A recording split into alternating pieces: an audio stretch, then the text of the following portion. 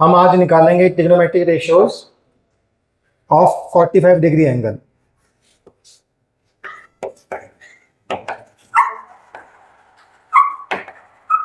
Metric ratios of 45 degree angle, यानी कि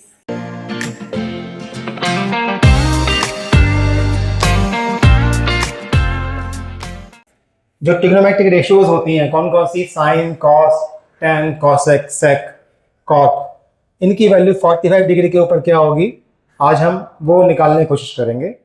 इसके लिए एक हम राइट एंगल ट्रायंगल लेते हैं। लेट अ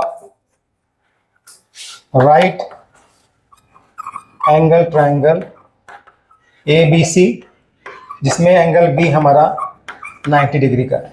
ओके, तो B को हम 90 का मान लेते हैं क्योंकि राइट एंगल ट्रायंगल है और हमें क्योंकि निकालना है रेशियोज ऑफ 45 डिग्री एंगल, तो उसमें एक एंगल क्या होगा, 45 डिग्री का होगा। तो ये भी मान लेते हैं। एंड वन एंगल से एंगल A वो हमारा 45 डिग्री का है। ओके, क्योंकि यहां पर मेन जो हम चीज करने जा रहे हैं वह 45 डिग्री के ऊपर साइन, कॉस, टेन आदि की वैल्यू क्या होती है वो निकालने जा रहे हैं, इसलिए कि एंगल हम 45 डिग्री का लेंगे। तो ये राइट एंगल ट्रायंगल लेते हैं। ABC, ये एंगल 45 डिग्री का हमने एज्यूम करा है, ये एंगल 90 डिग्री का है हमारा। अब आपको मालूम है कि ये एंगल 45 डिग्री का है, ये 90 का है, तो bye angle sum property of triangle तीनों एंगल का सम कितना होगा, 180 डिग्री होगा। तो 180 डिग्री होगा तो क्या होगा, ये एंगल भी कितना हो जाएगा, 45 डिग्री हो जाएगा। समझ में आई बेटे बात आपको? अब एंगल A और एंगल C दोनों 45 डिग्री के बराबर है। आपको मालूम है एक ट्रायंगल में अगर दो एंगल इक्वल होते हैं तो उनके अपोजिट साइड क्या होती है, बराबर होती है। तो अगर एंगल AC के इक्वल है तो AB और BC क्या होंगे, आपस में साइड बराबर होंगी। तो अगर एंगल A बराबर C के है तो AB बराबर BC के होगा। हम मान लेते हैं से ये A है, से इक्वल टू A के बराबर है। सही है बच्चों? अब ये दोनों बराबर क्यों हुए, क्यों हम लिखेंगे, रीजन हमें मालूम है, लिखते हैं कि sides opposite to equal angles of triangle are equal. जब भी हम कोई चीज लिखते हैं तो उसका रीजन हमें मालूम होना चाहिए कि क्यों लिखा हमने, क्यों करा।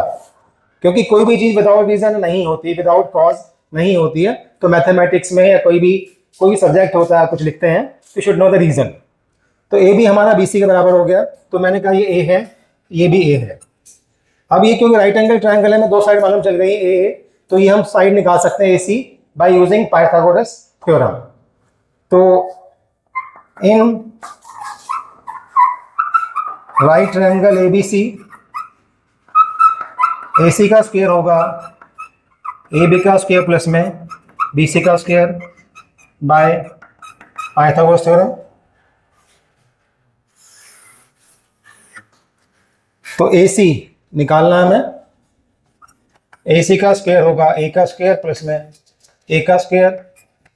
AC का square is equal to 2 A का square, AC is equal to root 2 A square. तो AC की वैल्यू जाएगी रूट 2A। तो AC की वैल्यू हमारी रूट 2A आ गई। यह बात समझ में आ गई बच्चों? अब हमारे पास तीनों साइड आ गई हैं, हमें निकालना है sine 45 degree. Now sine 45 degree आपको मालूम है। अब एंगल साइन 45 लेना है तो एंगल ए भी ले सकता हूँ, ए भी ले सकता हूँ मैं, और एंगल सी भी ले सकता हूँ, एक ही बात है।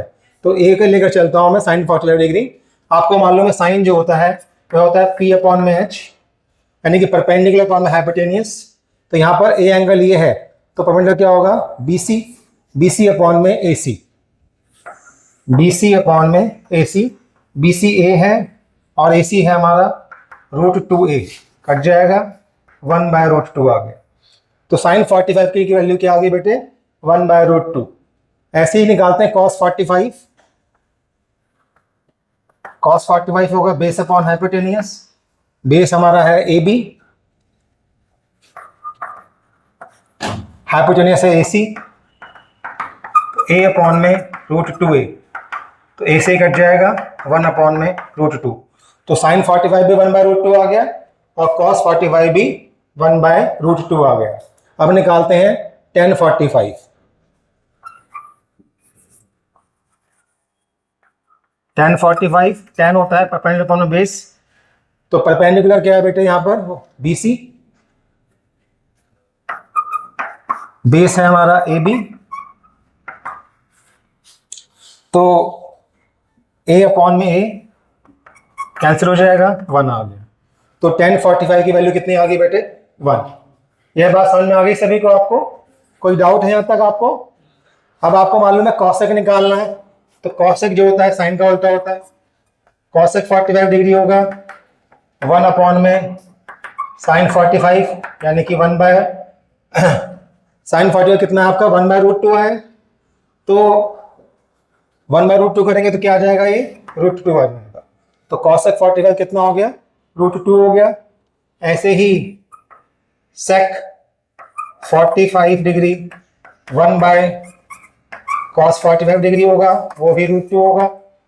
और cot 45 डिग्री वह 1/tan 45 डिग्री होगा, जो कि 1/1 ही होगा। ठीक है बच्चों, तो इस प्रकार से हमने sine cos tan cosec sec cot की 45 डिग्री के ऊपर वैल्यू फाइंड करी।